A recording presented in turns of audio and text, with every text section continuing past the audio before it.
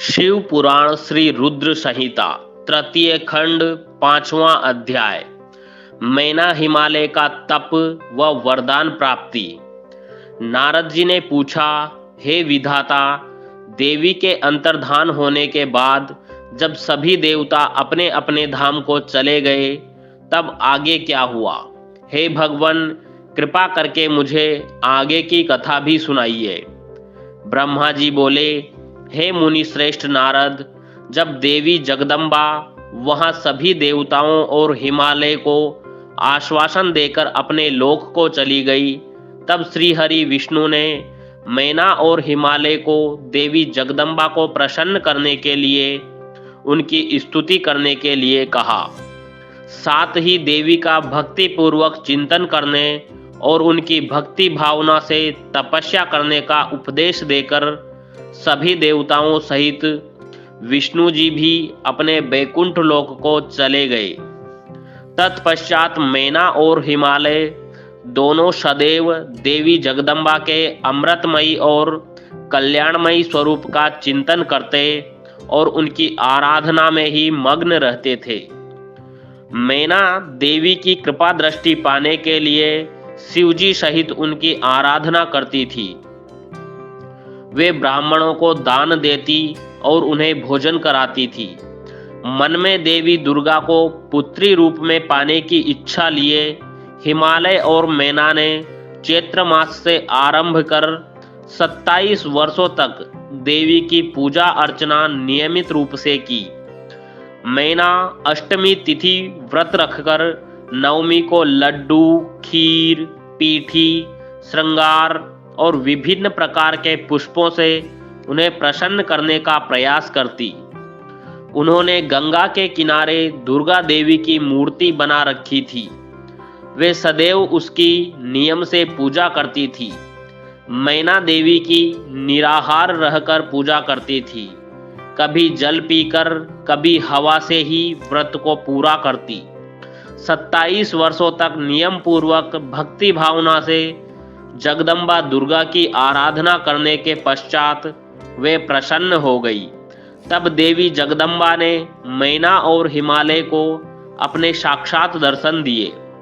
देवी जगदम्बा बोली, हे गिरिराज हिमालय और महारानी मैना, मैं तुम दोनों की तपस्या से बहुत प्रसन्न हूँ, इसलिए जो तुम्हारी इच्छा हो वह वरदान मांग सकते हो। हे हिमालय प्रिया मैना, तुम्हारी तपस्या और व्रत से मुझे बड़ी प्रसन्नता हुई है, इसलिए मैं तुम्हें मनोवांछित फल प्रदान करूंगी। सो जो इच्छा हो कहो। तब मैना देवी दुर्गा को भक्ति भावना से प्रणाम करके बोली, देवी जगदम्बिके, आपके प्रत्यक्ष दर्शन करके मैं धन्य हो गई। हे देवी, मैं आपके स्वरूप को प्रणाम करती हूँ। हे माते, हम पर प्रसन्न होइए। मैना के वचनों को सुनकर देवी दुर्गा को बहुत संतोष हुआ और उन्होंने मैना को गले से लगा लिया। देवी के गले लगते ही मैना को ज्ञान की प्राप्ति हो गई। तब वे देवी जगदम्बा से कहने लगी, इस जगत को धारण करने वाली, लोकों का पालन करने वाली तथा मनोवांछित फलों को देने वाली देवी, मैं आपको प्रणाम करती हूँ। आप ही इस जगत में आनंद का संचार करती है। आप ही माया है, आप ही योग निद्रा है। आप अपने भक्तों के शोक और दुखों को दूर करती है। आप ही अपने भक्तों को अज्ञानता के अंधेरों से निकालकर उन्हें ज्ञान रूपी तेज प्रदान करती है। भला मैं तुच्छ स्त्री कैसे आपकी महिमा का वर्णन कर सकती हूँ? आप आकार रहित तथा अदृश्य है। आप शाश्वत शक्ति है। आप परम योगिनी है और इच्छानुसार नारी रूप में धरती पर अवतार लेती है। आप ही पृथ्वी लोक पर चारों ओर फैली प्रकृति है। ब्रह्मा के स्वरूप को अपने वश में करने वाली विद्या आप ही है। हे जगदम्बा माता, आप मुझ पर प्रसन्न होइए। आप ही यज्ञ में अग्नि के रूप में प्रज्वलित होती है। माता, आप ही सूर्य की किरणों को प्रकाश प्रदान करने वाली शक्ति है। चंद्रमा की शीतलता भी आप ही है। ऐसी महान और मंगलकारी देवी जगदम्बा का मैं स्तवन करती हूँ। माते, मैं आपकी वंदना करती हूँ। संपूर्ण जगत का पालन करने वाली और जगत का कल्याण करने वाली शक्ति भी आप ही है। आप ही श्री हरि की माया है। हे दुर्गा माँ, आप ही इच्छा अनुसार रूप धारण करके इस संसार की रचना, पालन और संहार करती है। हे देवी, मैं आपको नमस्कार करती हूँ।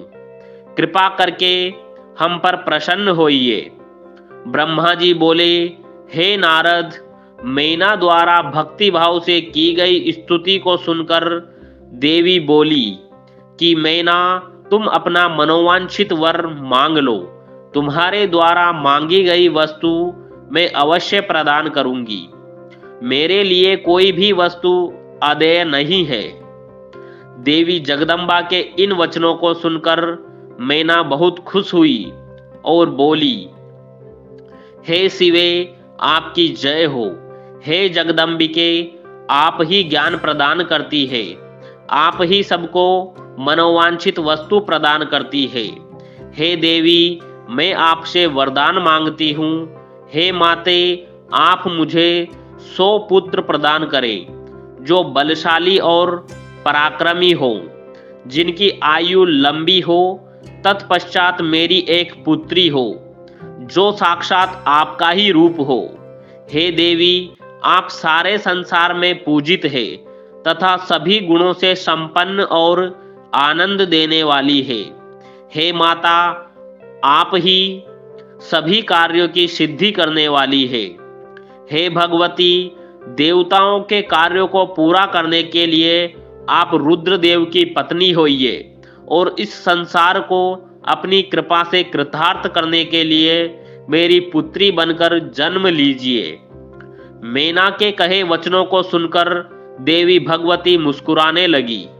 तब सबके मनोरथों को पूर्ण करने वाली देवी मुस्कुराते हुए बोली, मैना, मैं तुम्हारी भक्ति भाव से की गई तपस्या से बहुत प्रसन्न हूँ। मैं तुम्हारे द्वारा मांगे गए वरदानों को अवश्य ही पूर्ण करूंगी। सर्वप्रथम मैं तुम्हें 100 बलशाली पुत्रों की माता होने का वर प्रदान करती हूँ। उन 100 पुत्रों में से सबसे पहले जन्म लेने वाला पुत्र सबसे अधिक शक्तिशाली और बलशाली होगा। तत्पश्चात मैं स्वयं तुम्हारी पुत्री के रूप में तुम्हारे गर्भ से जन्म लूंगी। तब मैं देवताओं के हित का कल्याण करूंगी। ऐसा कहकर जगत जननी परमेश्वरी देवी जगदम्बा वहां से अंतर्धान हो गई। तब महेश्वरी से अपने द्वारा मांगा गया अभीष्ट फल पाकर देवी मैना खुशी से झूम उठी। तत्पश्चात वे अपने घर चली गई।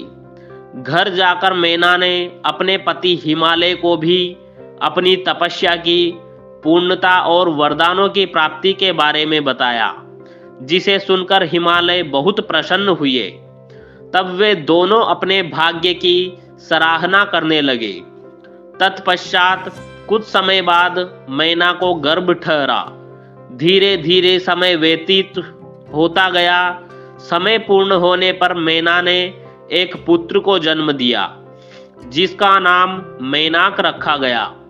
पुत्र प्राप्ति की सूचना मिलने पर हिमालय हर्ष से उद्वेलित हो गए और उन्होंने अपने नगर में बहुत बड़ा उत्सव किया। इसके बाद हिमालय के यहाँ 99 और पुत्रों ने जन्म लिया। 100 पुत्रों में मैनाक सबसे बड़ा और बलशाली था। उसका विवाह नाग कन्याओं से हुआ। जब इंद्रदेव पर्वतों पर क्रोध करके उनके पंखों को काटने लगे तो मैनाक समुद्र की शरण में चला गया। उस समय पवन देव ने इस कार्य में मैनाक की सहायता की।